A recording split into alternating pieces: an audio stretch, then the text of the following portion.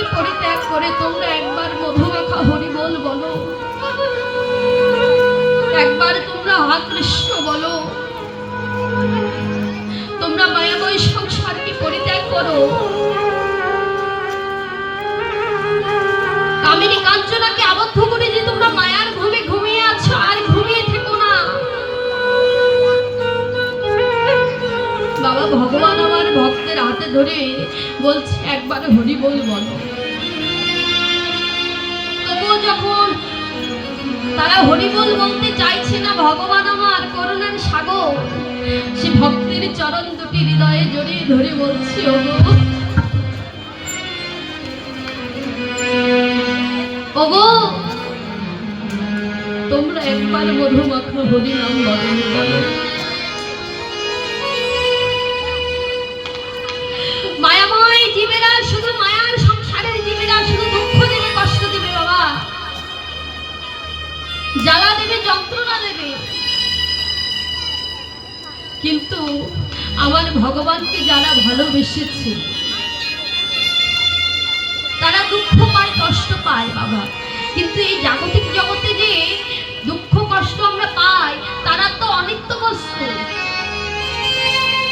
যারা আমাদের কখনো কোনোদিন ছিল না,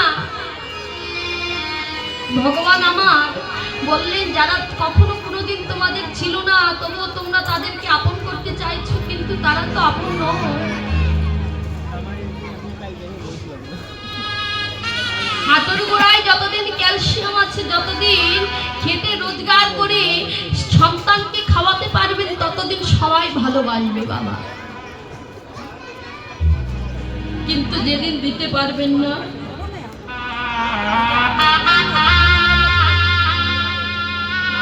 যেদিন চলতে পারবেন না, সেদিন দেখবেন সেই ছেলে সেই মেয়ে ডেকে বলবে, বাবা তুমি আমার জন্য কি করেছো?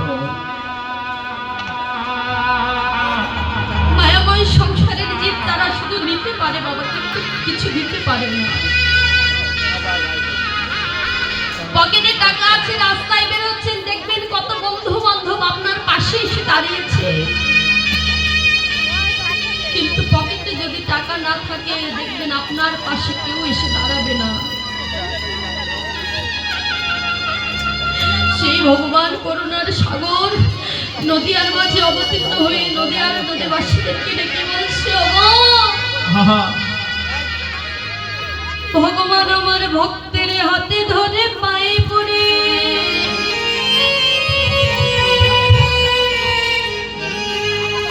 ওই নদিয়ার পথে পথে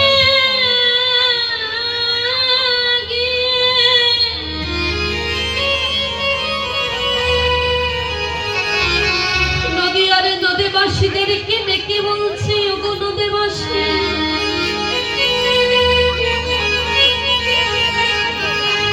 মায়ার সংসারকে পরিত্যাগ করে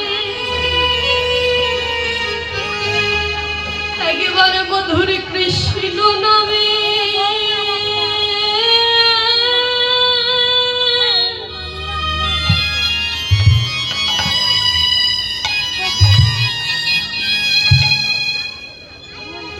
তোমরা কেঁদে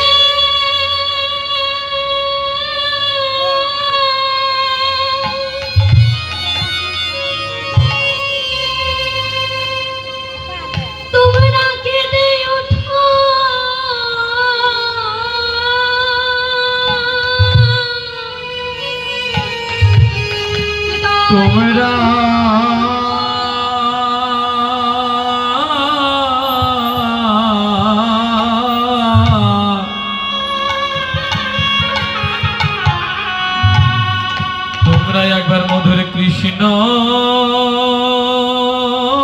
নামে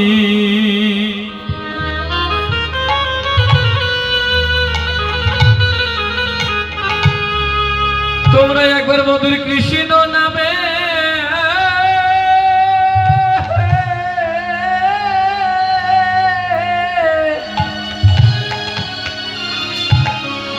তোমরা একবার কেঁদে ওঠো